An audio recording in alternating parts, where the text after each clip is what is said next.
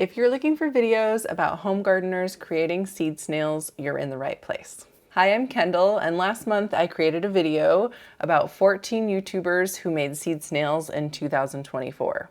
Now that we've started the 2025 seed starting season, there are more YouTubers creating content about how to make seed snails.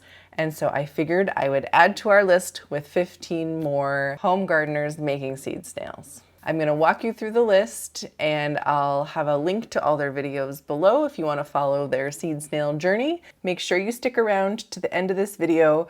I'll share one mistake that I've noticed that a lot of these home gardeners are making when creating their seed snails. I want to make sure that you don't make this mistake too. So our first channel we're going to talk about said that he is in zone 7A. It's Tyler with Shire Hills Farm.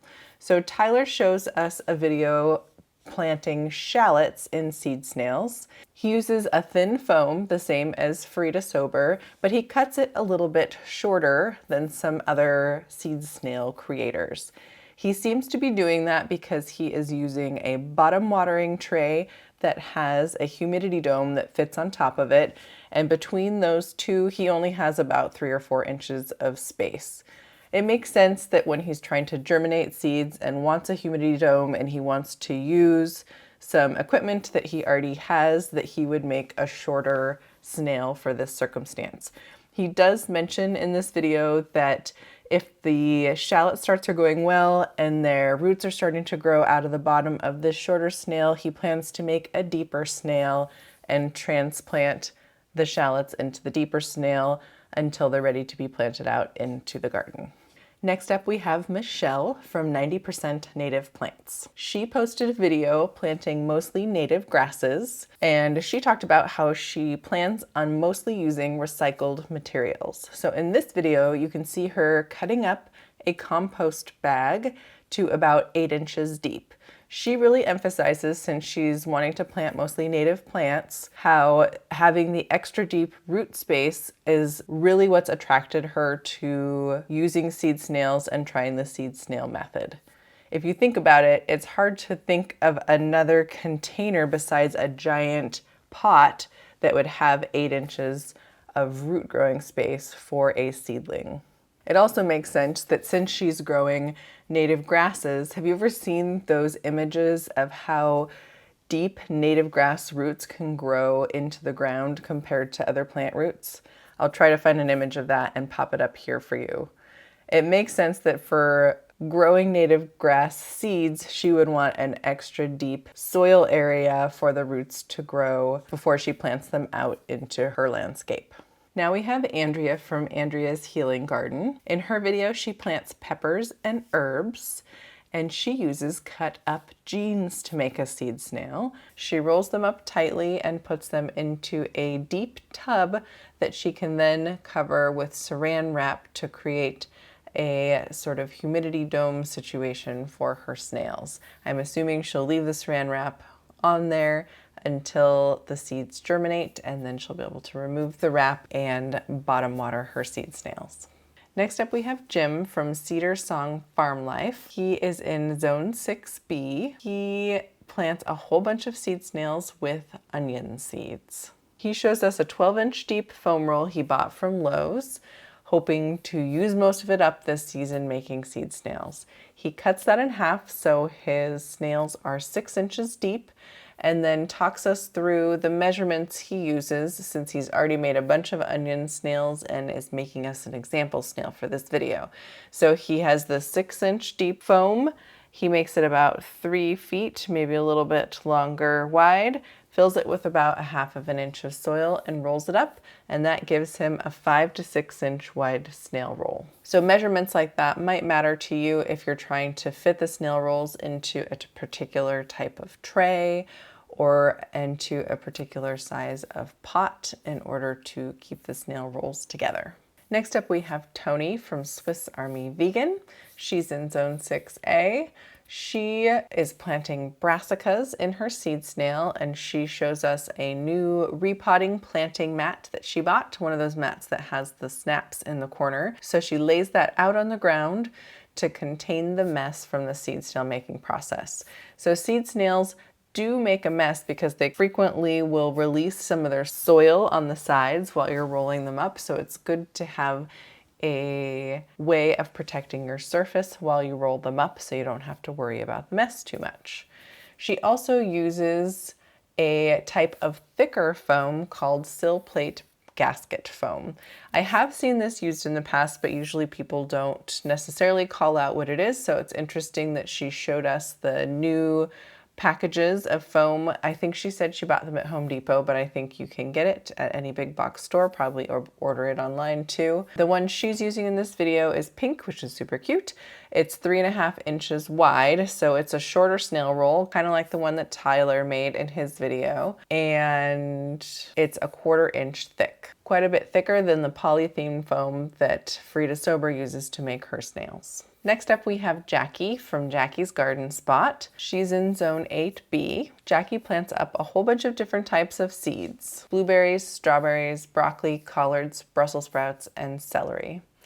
She also is using a fish feed bag cut into a long strip to plant her seed snails. So I have a feeling that she watched videos by Barbara Sue from Kowalski Mountain, who we talked about in our last seed snail video. I'm interested to watch Jacquie's progress. Hopefully she will post a follow-up video. So Jacquie chose some challenging seeds, such as blueberries and strawberries. Those tend to take a longer time to sprout. And be pickier about their sprouting conditions. And then she's also leaving her snails open to the elements outside in some pots with drainage in the bottom. So I'm curious to see how she does with her germination. A lot of the other YouTubers we're seeing make these snails create some sort of humidity dome during the germination process, and it doesn't look like Jacquie did that. So we'll see if she ends up adding something for humidity or how her seeds do in their germination stage. Next up, we have a video from Marion at Milk and Honey Acreage. Marion gives us lots of detail about what she's planting in her snails and the choices that she's making, and she even gives us some feedback in the end about the positive and negatives she has experienced from using seed snails. She is using seed snails in this video to plant some tomatoes from seed and then to up pot some snapdragons and some zinnias that she has already started in other containers. Marion is also using the sill plate gasket foam, which she calls windowsill foam, in her video, and she points out how she likes that it's thicker, it doesn't tear as easily as the polythene foam, and that you can actually rinse it off or wash it off and reuse it from season to season. So that's a consideration when choosing the type of foam that you want to use. This is a thicker foam though, so it's going to make your seed snail bigger. So you have to think about where you're storing your seed snail. If you need to save space, you might want to use the thinner polythene foam, even though it's more susceptible to tearing. It might be worth it for you so you can save some space. Or if you know you're going to want to do this year after year and you have a little bit more room to do the thicker foam, maybe this windowsill gasket foam, is that what it's called? Sill plate gasket foam.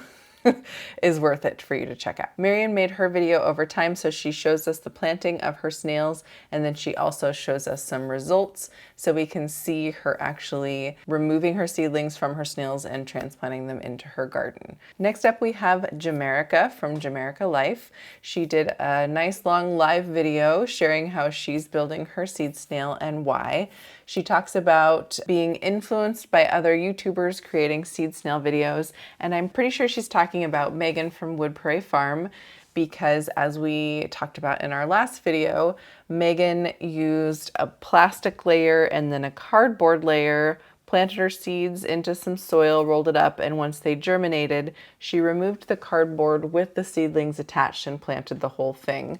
And that's what Jamerica refers to in her video.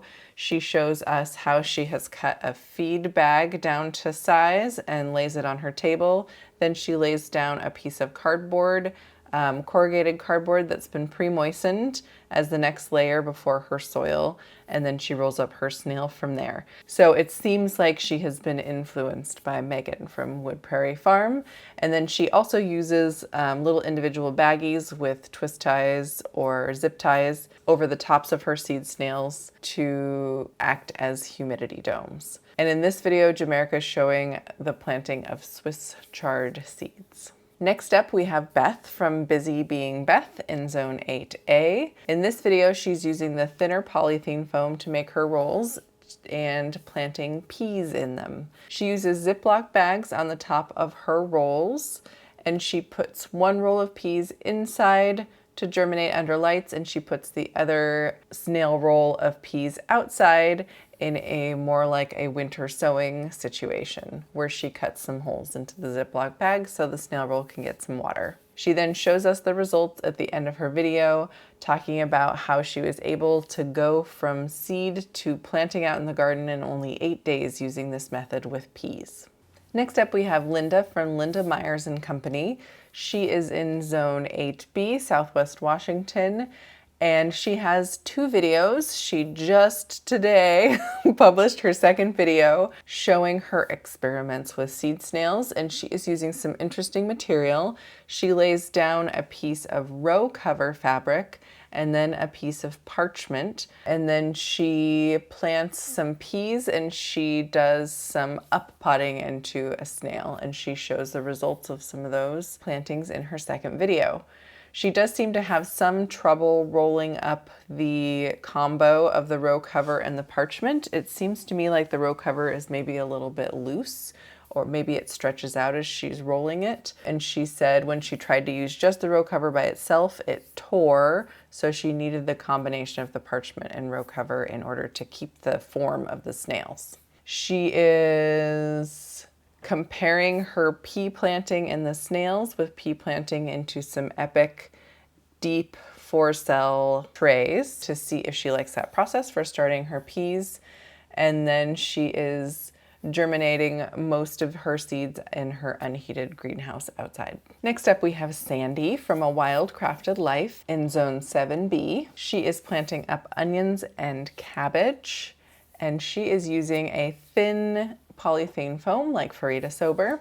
She makes tiny snails that fit on a baking tray, so they're not very long. And then she uses what looks like a grande size Proven Winner container to put her small snails into so that they'll stand upright. While she's rolling her seed snails, she puts the seeds in first and then rolls them up, and it looks like the seeds are falling out a little bit as she rolls them up. So I'm curious to see her follow-up videos if she had enough seeds stay inside the snails during that process. A lot of times with those smaller seeds, other gardeners will create the snails first, flip them up vertically, and then plant the smaller seeds on the top so that they don't fall out. And they only plant deeper seeds like peas in the snail roll while they're out, and then they're less likely to fall out as you're rolling up the snail roll. Sandy then places her snail rolls in their containers inside a larger Tupperware container with a lid for seed germination so they can stay nice and humid and warm in there. Next up, we have Gail from Georgia Peachnut Garden. She says that she watched Jamerica's live video that we just talked about and was inspired to try seed snails herself. She has already published 3 videos about making seed snails. The first 2 seem to be the process of making the snail, and the most recent third one seems to be just a check-in of some things that have already sprouted in her snails so far. She uses a sterilized soil. She sterilizes it with boiling water. And in her first video, she plants up her snail using pre-germinated collard seeds, which is fun. That's actually my preferred way to start seed snails, is pre-germinating seeds, then putting them in the top of the snail. Then you don't have to worry about creating a humidity dome situation on top of your snail or putting it on a heat mat in order to get germination. You can just put seeds on top that have already germinated and go from there. She also plants beet seeds and cucumber seeds in her snail rolls, and she uses what looks like a styrofoam cup or bowl on top of her rolls as a humidity dome sort of situation. I think she's using it to keep them warm, but she doesn't talk about that too much in her videos. And we have 3 more videos to talk about. Next up is Annette from Miss Annette's Little Farm. She is planting onions in her 2 seed snails, and she is using a soaked cardboard box to make her snails. The first one she makes, she rolls up the cardboard box and folds it over the bottom to hold the soil in, and the second one, it looks like she doesn't do that. So she has one with an open bottom and one without. And then both of them, she has cloches that she puts over the top of them, which fit inside a 10-20 bottom watering tray. And that's where she left it in her video, waiting for her onion seeds to sprout in her cardboard box snails. Next up, we have Paula from Paula's Home and Garden Creations. She is creating snails using the thin polythene foam, and she is planting up petunia seeds. So she makes pretty small but tall seed snails, and she puts them into Tupperware under grow light. So we will have to check back in with her and see how her petunias go. And then lastly, we have Kizzy from the Kizzy Evae, and she shows us the planting of a lot of different seeds in her snails, like lettuce, radish, kale, collard, spinach, and kohlrabi. She makes pretty short snails using pre-moistened soil that she has sifted in a kitchen colander. And then she uses a piece of saran wrap over the whole bucket of snails, just like Andrea did with her Jean snails, to create a humid environment for germinating those seeds. So hopefully you got some ideas from those channels about what to do with your own snails. You can go and check out their videos. I'll link to all of them down below in the description, and I'm really hoping a lot of them will give us updates about how their snails are going, what they've learned, what they're going to try next time, so that we can all keep growing our knowledge about best practices for seed snails. Speaking of best practices, the one mistake that I see a lot of these gardeners making with their snails is not putting enough soil in them to fill them all the way to the bottom of the snail. So I'll show you an example here of only putting soil in the center, rolling it up, and then sort of the bottom of the snail just awkwardly smashes, and there isn't really soil contact all the way to the bottom where you will be watering. So a lot of these gardeners talk about wanting to bottom water eventually once the seeds are germinated, but the snail is not going to be able to wick water up into it unless the soil is the same consistency all the way to the base of the snail. So when the seed snail is unrolled and you're filling it with soil, focus on one side of the roll, making sure it's evenly filled all the way, maybe even past the base of the material, so that when you roll it up and you firm the bottom, it's the same thickness all the way through your snail, from the bottom through the middle and close to the top. Now you don't have to worry as much about the top, because that will be facing you when you turn the snail right side up, and you can mess around with that. You can add more soil, you can firm it down and do all sorts of things, but it's pretty hard to mess with the bottom after you've already created the snail. So make sure you have something laid down in your space, some sort of tarp or repotting mat or something, so that you can feel free to make a lot of mess as you're filling up the base of your snail. You can roll it up and have soil all the way to the bottom of it. So I have other tips about making seed snails after I've made some of my own, and I've watched all these other videos about seed snails. I'm still working on that video, so make sure you subscribe to my channel here so you'll get notified when that video comes out within the next couple of weeks. In the meantime, I encourage you to check out this video talking about why it's important to pre-moisten your seed starting medium when you're starting seeds. Thanks for joining me. I hope to see you again in the next video soon.